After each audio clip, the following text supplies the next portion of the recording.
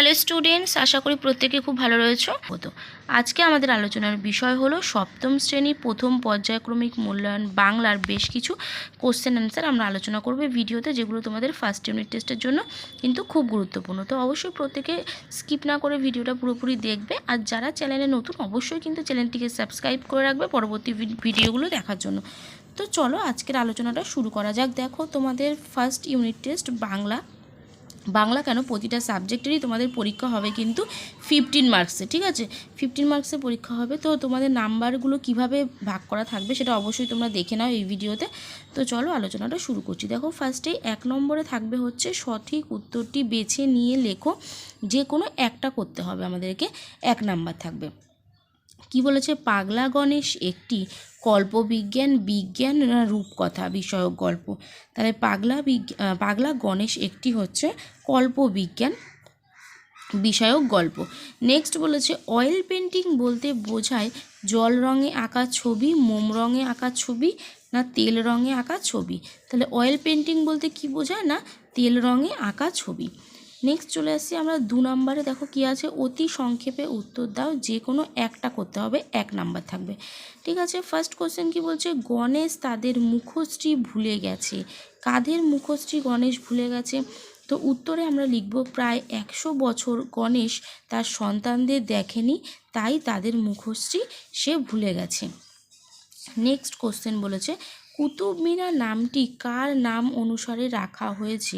উত্তর তাহলে আমরা লিখব কি? কুতুব মিনার নামটি কুতুবউদ্দিন আইবকের নাম অনুসারে রাখা হয়েছে। কার নাম অনুসারে? কুতুবউদ্দিন আইবকের নাম অনুসারে রাখা হয়েছে। নেক্সট কোশ্চেন বলছে কার সৌজন্যে রাম কিঙ্করের সঙ্গে শান্তিনিকেতনে যোগাযোগ হয়? উত্তর লিখব রামানন্দ চট্টোপাধ্যায়ের সৌজন্যে রামকিঙ্করের সঙ্গে শান্তিনিকেতনে যোগাযোগ হয়। দেখো, এবার চলে আসছি 3 নম্বরে। 3 নম্বরে কি বলছে? নিচের প্রশ্নগুলির উত্তর দাও, যে কোনো একটা করতে বলেছে, 2 নাম্বার থাকবে, ঠিক আছে? ফার্স্ট কোশ্চেন কি বলছে? ব্যতিক্রম অবশ্য 1-8 আছে। ব্যতিক্রম অবশ্য 1-8 আছে। ব্যতিক্রমী মানুষটি কে? কিভাবে তিনি ব্যতিক্রমী হয়ে উঠেছিলেন? এবার উত্তরে আমরা কি লিখব? ব্যতিক্রমী মানুষটি হলো 200 বছর বয়স্ক পাগলা গণেশ। এবার তারপরের প্রশ্ন বলেছিল কিভাবে তিনি ব্যতিক্রমী হয়ে উঠেছিলেন। এবার দেখো কি লিখব? সমগ্র জগৎ যখন বিজ্ঞানের চর্চায় মত্ত, যখন সবাই শিল্প, সঙ্গীত, সাহিত্যের প্রয়োজন ভুলে গেছে, তখন পাগলা গণেশ সভ্য সমাজ থেকে দূরে হিমালয়ের গুহায় বসে কবিতা লিখে, গান গেয়ে, ছবি এঁকে পৃথিবীতে এগুলোর প্রচলন করতে চেয়েছে। কেননা তার মতে পৃথিবীটা তাহলে বেঁচে যাবে, আর এভাবেই সে ব্যতিক্রমী হয়ে উঠেছে। নেক্সট কোশ্চেন 2 নাম্বার বলেছে যে 3.2 আর কি, 3-2 মূর্তি গড়ার ইতিহাসও খুব মজার। রামকিঙ্কর যে মজার কথা বলেছেন তা নিজের ভাষায় লেখো। তাহলে উত্তর দেখো কি লিখব? রামকিঙ্কর বেইজ তার আত্মকথা জানাতে গিয়ে মজার মজার কথা শুনিয়েছেন। তার বাড়ির সামনের রাস্তাটি ছিল লাল মোরামে আবৃত। একদিন হঠাৎ করে বেশ জোরে বৃষ্টি এসেছিল। মোরাম ধুয়ে বেরিয়ে পড়েছিল নীল রঙের মাটি। এই দৃশ্য দেখে অবাক রামকিঙ্কর কিছুটা মাটি তুলে নিয়ে নানা রকম পুতুল তৈরি করেছিলেন। রামকিঙ্কর বেইজের ভাষায় সেই মাটি খাবলে তুলে নিয়ে নানা রকম পুতুল তৈরিও করতে লাগলাম।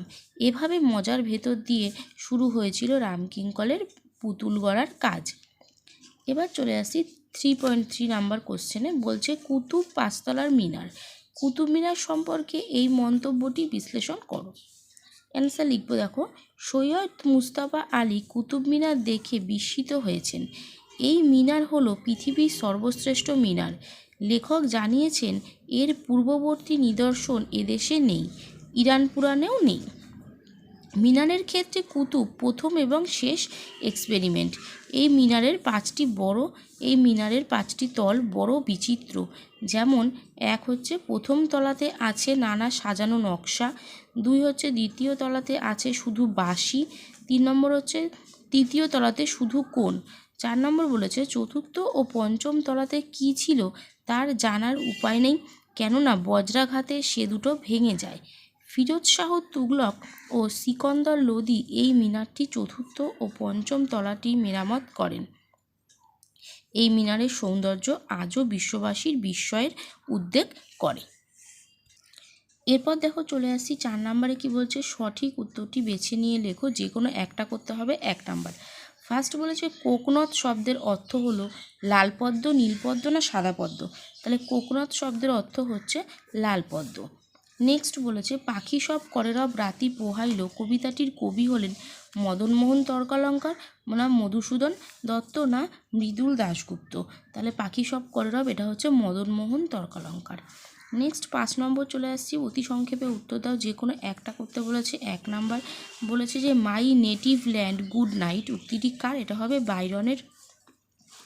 তারপরে বলেছে আমার জীব অসার হয়ে যায় এ কথা বলার কারণ কি?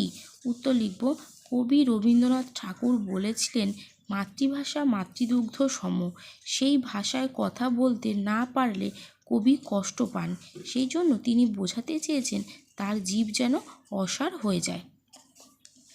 নেক্সট কোশ্চেন বলেছে মন্দ কথায় কান দিও না, মন্দ কথার প্রতি কবির কিরূপ মনোভাব কবিতায় ব্যক্ত হয়েছে? দেখো উত্তর লিখব মন্দ কথায় কান দিলে জীবনের যে অপূর্ব অনুভূতি রয়েছে, যে অপূর্ব ছন্দের দোলা রয়েছে তাদের বোঝা যায় না, তাই কবি অজিত দত্ত মন্দ কথার প্রতি বিরূপ মনোভাব প্রকাশ করেছেন। নেক্সট চলে আসছি 6 নম্বরে বলেছে নিচের প্রশ্নটির উত্তর দাও, যে কোনো একটা করতে বলেছে, 2 নাম্বার থাকবে। ফার্স্ট কোশ্চেন বলেছে সেই শোকে কালবৈশাখী ঝড় উঠল আকাশে, কোন শোকের কথা বলা হয়েছে? কালবৈশাখী ঝড় কিভাবে আকাশে উঠেছিল? উত্তর দেখো কবি আশরাফ সিদ্দিকী বিরচিত 21-এর কবিতায় দেখা যায় নির্মমভাবে হত্যা করা হয়েছিল যে ভাষাপ্রেমীদের, তাদের মৃত্যুর প্রতিবাদে শোকের কথা এখানে বলা হয়েছে। এবার লিখব ভাষার অধিকার নিয়ে পাকিস্তানের দমননীতির বিরুদ্ধে প্রতিবাদ করেছিল বাংলাদেশের সহস্রটি কণ্ঠ। এই প্রতিবাদের পরিপ্রেক্ষিতে পাক সেনারা নির্বিচারে গুলি চালিয়েছিলেন। প্রাণের মৃত্যুর মধ্যে দিয়ে শুরু হয়েছিল প্রতিবাদী মিছিল, সমস্ত দেশ একত্রিত হয়েছিল। মাতৃভাষা সমর্থনে লক্ষ লক্ষ মানুষ রাস্তায় নেমেছিলেন। মাতৃভাষার প্রতি ভালোবাসায় সংঘবদ্ধ সংগ্রাম করেছিলেন পূর্ব বাংলার মানুষেরা। ফলে আশরাফ সিদ্দিকী দেখেছিলেন সেদিনের সেই প্রতিবাদে সমস্ত জায়গা কেঁপেছিল, ইতিহাস থমকে দাঁড়িয়েছিল। চিনবে তারা ভুবনটাকে, নেক্সট কোশ্চেন এটা, চিনবে তারা ভুবনটাকে, ভুবন শব্দের অর্থ কী? ভুবনটাকে কিভাবে চেনা সম্ভব? দেখো উত্তর লিখব ভুবন কথাটির অর্থ হলো আমাদের এই পৃথিবী। পৃথিবীর সব কিছুতেই ছন্দ আছে, পৃথিবী ছন্দহীন নয়, সেই সব ছন্দকে মন প্রাণ দিয়ে উপলব্ধি করতে হয়। আসলে মানুষ যদি মন দিয়ে শোনে ও উপলব্ধি করে তবে তারা যে কোনো বিষয়ের মধ্যেই ছন্দের অস্তিত্ব অনুভব করতে পারে, আর তখন ভুবনটাকে চেনা সম্ভব হয়। নেক্সট কোশ্চেন দেখো 7 নম্বর বলছে সংক্ষেপে নিচের যে কোনো 2টি প্রশ্নের উত্তর দাও। ঠিক আছে, 1 নম্বর করে 2টো প্রশ্ন উত্তর লিখতে হবে। 2 নম্বর কি বলেছে মাকুকে, দেখো কি লিখবো, মাকু হলো ঘড়ির কল দিয়ে তৈরি একটি পুতুল যে সব কাজ করতে পারে। 7-2 বলছে মাকু কি কি পারে না? উত্তর লিখবো মাকু হাসতে আর কাঁদতে পারে না। নেক্সট কোশ্চেন কোন বল থেকে কেউ আস্ত ফেরে না? উত্তর লিখব কালিয়ার বল থেকে কেউ আস্ত ফেরে না। এবার চলে আসছি নেক্সট কোশ্চেনে, বলেছে সঠিক উত্তর বেছে নাও। 1 নম্বর করে 3টে করতে হবে। 3 নাম্বার ভাষার প্রাণ বা প্রধান শক্তি হলো বাক্য, শব্দ না শব্দার্থ? তাহলে ভাষার প্রাণ বা প্রধান শক্তি হলো কিন্তু শব্দ, এটা আমরা লিখতে যেহেতু বলেছে সেই কারণে আমরা লিখে দেব। নেক্সট বলেছে ডাস্টার শব্দটি হলো তৎসম, অর্ধতৎসম না বিদেশি শব্দ? তাহলে ডাস্টার শব্দটি কিন্তু একটা বিদেশি শব্দ, বিদেশি শব্দ। নেক্সট বলেছে শিক্ষক শব্দটি হলো তৎসম, তদ্ভব না দেশি শব্দ? তাহলে শিক্ষক এটা কিন্তু দেশি শব্দ।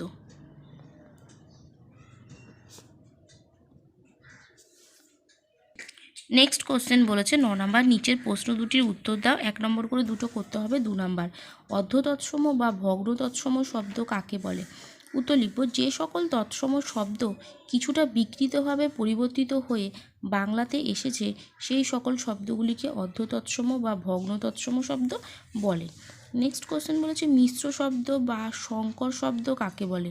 উত্তর লিখব, এক ভাষার শব্দের সঙ্গে অন্য ভাষার শব্দ উপসর্গ বা প্রত্যয় যুক্ত হয়ে যে শব্দ গঠিত হয় তাকে বলা হয় মিশ্র শব্দ। তাহলে আজকে কোশ্চেন পেপারটা আমরা এখানেই শেষ করছি। অবশ্যই প্রত্যেকে ভিডিওটা পুরোপুরি দেখবে, খুব ইম্পর্টেন্ট এই কোশ্চেনগুলো।